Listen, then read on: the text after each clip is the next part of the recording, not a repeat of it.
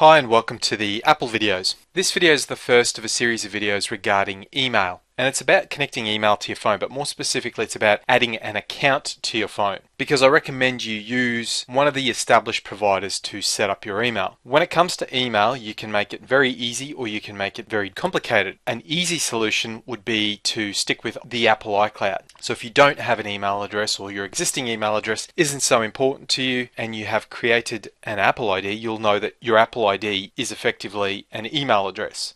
So it could be whatever at iCloud.com. So then all you need to do is go into the iCloud settings area and ensure that the mail toggle is switched on and you have email on your phone, and you can simply go to the mail section and you can operate effectively that way. So that's a really easy way to set up email on your phone. But for many people, you've probably already got a Gmail address or a Yahoo or a Hotmail address. And in that instance, you can also set up email on your phone pretty simply, because Apple accommodates for these major providers. And you can see in the list when you go into add an account that these are the major providers that Apple makes configuring really easy for. Now, not only do you get email, but you also get contacts and calendar that also come with that account. And in some cases, even files. So Google also has a thing called Google Drive. Not only can you get your email, you can have your contacts and calendar with Google, and then you can store your files with Google. So what's the point of doing this? Well, the first benefit is that everything is backed up. So your email, contacts, calendar, and your files, if you use the file section, is all backed up in the event that you lose your phone or it gets stolen. All you need to do is connect to that account again, and all of that content will automatically appear on your phone. The second benefit is most people have more than one device. So you'll likely have a computer and a smartphone, or you might have a tablet, smartphone, and a computer. And in that situation, you're going to want to have access to your emails and contacts and calendar information across all of those devices.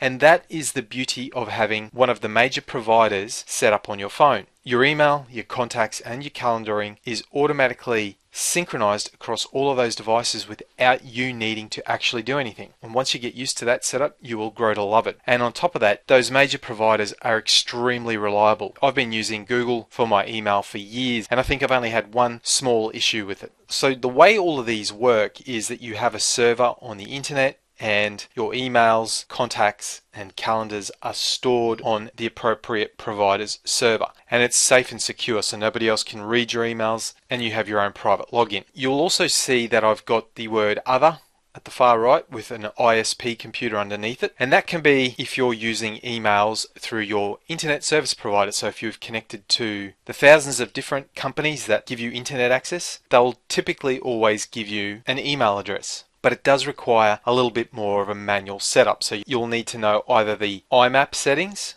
IMAP, or the POP settings, POP. And they're just two different languages that allow you to access your email. IMAP is a lot better than POP, especially today when you've got more than one device connected. So I always recommend people go with IMAP.